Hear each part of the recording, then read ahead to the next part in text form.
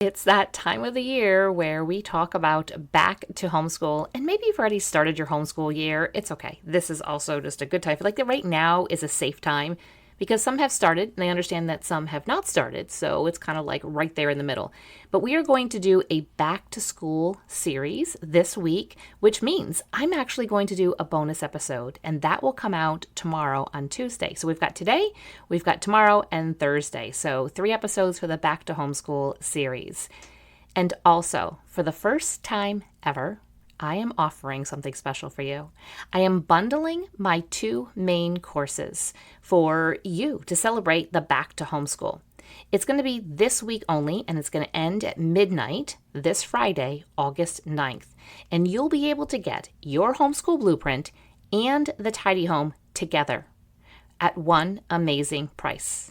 You can go to littlebylittlehomeschool.com/bundle, BUNDLE. The link is also in the show notes for you to get all of the details about the bundle. I've never done this before. I think it'd be kind of fun for the back to homeschool, and it's a fantastic deal. So don't sit on this. I know that your week is going to go by very quickly, and this is going to be the best deal of the year. Welcome to Little by Little Homeschool Podcast, where you'll learn tips and strategies that will empower you to home educate your children. I'm Leigh Nguyen, a homeschool mom of over 12 years, which includes 2 graduates. When I started homeschooling, I was pretty much on my own and was desperate for encouragement and help. My mission is to be a source of encouragement and help to you. Whether you are just beginning your homeschool journey or you're deep into the homeschool lifestyle, Little by Little Homeschool wants to help you stay the course, because all the time you are investing into your children is completely worth it. If you're ready to take your homeschool to new levels, keep listening. In honor of the very first episode in our back to school / back to homeschool, you guys know when I say back to school, we're talking about homeschool here. But in honor of the first episode in this series this week, we are going to talk about the hot topic of curriculum, because it is pretty much the first question that everyone will ask. Whether you are going into your very first homeschool year, you're going to be asking everybody, what curriculum do you use and what curriculum should I use? But also, if you've been at it for a while, we're always curious about the curriculum that people use. I know in my Facebook group that if I ever ask anything about curriculum, those posts, or if anybody posts and asks about curriculum, those posts have a ton of information. Because we as homeschool moms consume a lot of information about curriculum, and we find stuff that we love and we want to share it with everybody else. So this is also can be just a source of stress and concern for moms, because we wonder, are we doing the right curriculum? Are we doing the right thing? Today, I'm going to tell you what I wish I knew 14 years ago when I was going into my very first homeschool year. So this is going to be me talking to myself, but also to you. I started homeschooling and I had a 3rd grader, a 1st grader, and a preschooler. We did not start off with the intention of homeschooling, but it's what we came to. And it has been such a source of just a huge blessing for our family. So I started off with 3 little ones, and I was so gung-ho about homeschooling and the curriculum that I bought multiple curriculums for the very same subject. I also bought specific curriculums for every single child for every single grade. Therefore, I had preschool, 1st and 3rd grade for science, and for history, and for all of the extra subjects. Now, we know that those should be different when it comes to math and language arts, but they don't have to be different for the other different subjects that I just mentioned and that we can get into here in a little bit. But everybody had something separate. I was just so excited. And I know looking back, I'm like, wow, you could have definitely used your financial resources differently. But to me, homeschool equaled school, which is the only way that I knew of education, and therefore equaled education. That was the only way my kids were going to get educated, is if I got curriculum, and I got the best and the right curriculum for my kids. And I was on the hunt for it, and again, purchased way too many things. And I was super stressed out beforehand, also very excited when we began, but as the homeschool year went on, I was still stressed out. I questioned my decisions every single day. And so today I'm going to give you 5 steps that I would love to see you use when you are choosing your curriculum, whether you are going into year 1, year 2, year 5, year 15, what feels like 552. No matter the year you are going into, you can use these steps. I still use them now, and I am going into our 14th year of homeschooling and also homeschooling an 11th grader. And so I will still use these. Number 1 is to choose realistic goals for this homeschool year. You can have some ideas of overall or for other homeschool years, but let's be realistic. Look at your children right now, the ages that they are right now, the maturity levels that they are right now, and all that you have going on in life, in your family, and all of the extra activities and all of the extra commitments. And then choose realistic goals. Those realistic goals could be something which maybe some would classify as quote unquote small, but a realistic goal could be maybe one of your children is struggling with learning their math facts, just even they're first starting off with their addition math facts. And you say a goal for this year is that they get really good at their addition math facts. You might have a child also who's struggling with the same thing. And you might say, you know what, I think we could get really good at addition and subtraction. And that is going to be a goal of the year. And that means your math is going to be focused on that. And you're going to do some research and you're going to find resources and ideas that are going to come alongside you for your exact child. You could choose some other goals that are realistic, such as a certain amount of books that you want your children to read, or a certain amount of read alouds, or a certain amount of skills that you want to teach them. Or maybe it is just wanting to add in something extra. We'll say quote unquote extra. Maybe you want to add in things like learning manners or learning how a car runs, because you might have a child that will be getting their driver's permit and license soon. No matter what it is, choose realistic goals. Realistic goals do not mean that you are going to come up with a curriculum for every single subject and you are going to complete that 100%. And you're going to do that with every single child in your home. Not realistic. Did you realize the school doesn't even necessarily do that? They actually have typically, I can't speak for every single school in every single state, but typically they have an 80% rule that they want to get to. And they can kind of move things and change things around. And guess what? So can you. Realistic goals are realistic. They're not some big pie in the sky. Stop and look. You might have younger children in the home and have to be like, well, I really have to be really realistic about how much time I actually have. Maybe a goal also could be you have a child that you want to become more independent in their self-education. That's a great goal as well. Step number 2 is to determine your homeschool style. Now, I did an episode a little while back, and I'll drop it in the show notes, all about the different styles. So if you're not quite sure what those are, you can listen to that episode. But determine what is your homeschool style. You could be a mix. You could just be an eclectic. But there are things like Charlotte Mason. There's unschooling. There's classical. There is traditional. There is road schooling. There is world schooling. How cool would that be? But there are a lot of different options out there. And you have to determine what is your homeschool style. What do you feel comfortable with right now?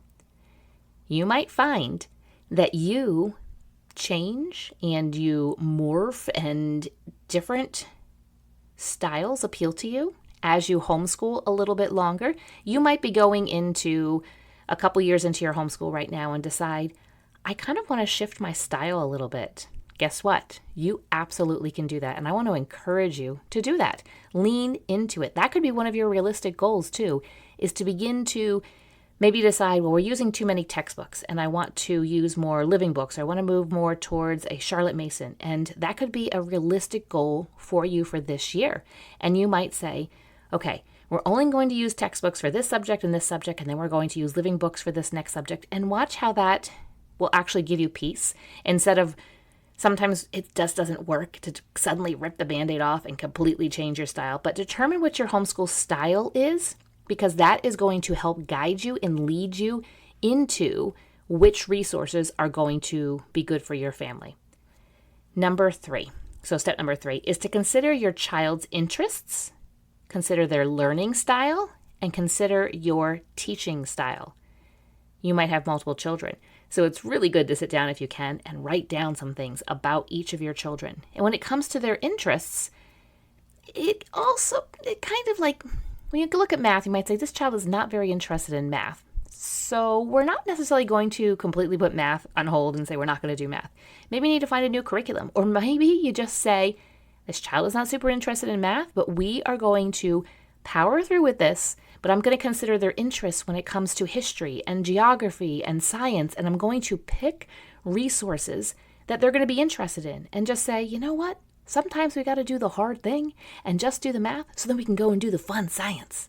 If that's where you're at right now, that's okay. That's where I was many, many years. But consider what your children's interests are, what their learning style is, and that could be, so when you're talking about learning style, are they really good at learning by reading?